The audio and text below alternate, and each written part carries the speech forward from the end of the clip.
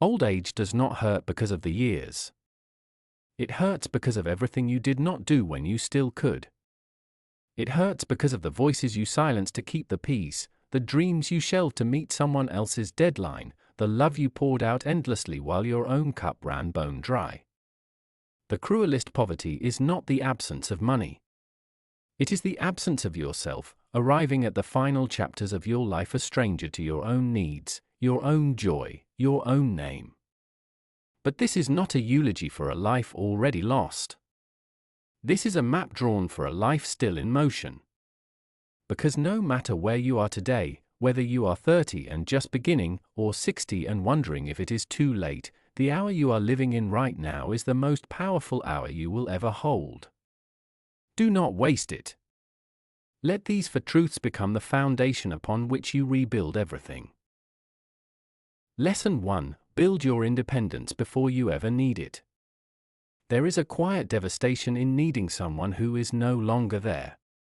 Children grow up and build their own worlds. Partners drift, and sometimes they leave. Friends get busy, and life reshapes every connection you have ever known. None of this is betrayal, it is simply the nature of time. But if you have anchored your entire survival to another person, when they move, you sink. Independence is not selfishness. It is armor. Save money not because you distrust the people who love you, but because self-reliance is the most dignified form of love you can offer yourself. Build income streams that do not depend on a single employer, a single relationship, a single tide. Stay physically strong, mentally sharp, socially connected to the world beyond your front door. A person who can stand on their own never has to tolerate what diminishes them. And that freedom, the freedom to walk away from what destroys you, is worth more than any inheritance, any title, any crown. Lesson 2. Stop giving until there is nothing left of you. There is a kind of generosity that looks noble on the surface and is quietly suicidal underneath. It is the habit of saying yes when every fiber of your body screams no. It is the compulsion to absorb other people's chaos while your own life quietly unravels. You were not put on this earth to be a vessel that exists only to be emptied. Help others, yes, absolutely, with a full and open heart. But help from overflow, not from your last reserve. The oxygen mask instruction you hear on every airplane is not a metaphor, it is a law of survival. If you collapse, you save no one. Guard your time as though it were currency, because it is the only currency that cannot be reprinted. Guard your energy as though it were sacred, because everything that matters in your life depends on how much of it you have left at the end of each day. The world will always ask for more. It is your job, your responsibility, to decide how much more it gets. Lesson 3. Set down the burdens that were never yours to carry. There are people walking through their 70s and 80s who have not felt a moment of peace since 1987. Not because life kept wounding them, but because they kept reopening the same wound, polishing it, narrating it, making it the centerpiece of every room they entered. Resentment is a strange kind of loyalty to your own suffering. It keeps you warm enough that letting go feels like losing something. But you are not letting go of what happened. You are letting go of its grip on what happens next. Forgiveness is not a gift you give to the person who wronged you.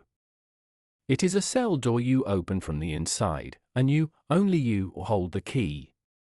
Walk away from grudges the way you would walk away from a burning building, without looking back, without retrieving what was lost, with only the singular, ferocious intention of surviving. Old age should feel like arriving somewhere. Not like dragging the wreckage of everywhere you have been.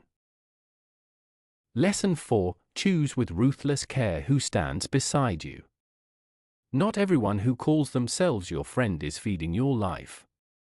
Some people are quietly starving it. They arrive with criticism dressed as concern, with drama mistaken for depth, with a hunger for your attention that is never satisfied and always entitled. You do not owe proximity to anyone who consistently makes you smaller. This is not cruelty. This is curation. The most successful, peaceful, deeply alive people in old age are not surrounded by the most people, they are surrounded by the right people. Those who tell them the truth. Those who laugh with them until the room shakes. Those who sit in silence beside them and make silence feel like enough. When you protect your circle, you protect your nervous system, your mood, your longevity. Scientists have found that the quality of your relationships is the single greatest predictor of how long and how well you live. Choose accordingly. The choice that changes everything. Here is what all four of these lessons are really about. They are about protecting the four most precious things you own. Your money, so that need never forces you to surrender your dignity. Your energy, so that exhaustion never steals your dreams. Your peace, so that chaos never becomes your natural habitat. And the people in your life, so that love never becomes a synonym for suffering. Old age does not punish you. It simply reveals you, reveals every investment you made, every boundary you held, every moment you chose yourself without apology. The person you will be at 70, at 80, at 90, is being built right now, today, in the decisions that feel small but never are. You are not too late. You are not too tired. You are not too far gone. But you must begin. Not tomorrow. Not when things calm down. Now, in this very breath, because this is the only moment that has ever been real. Final reflection: thank you for spending these moments with me and giving this message the attention it deserves. The fact that you stayed until the end already says something about the kind of person you are, someone willing to reflect, grow, and become stronger with time. Take a moment to think about what you've heard today. Protect your peace. Guard your energy. Build a life that your future self will thank you for. Strength, discipline, and self-respect are choices we make every single day.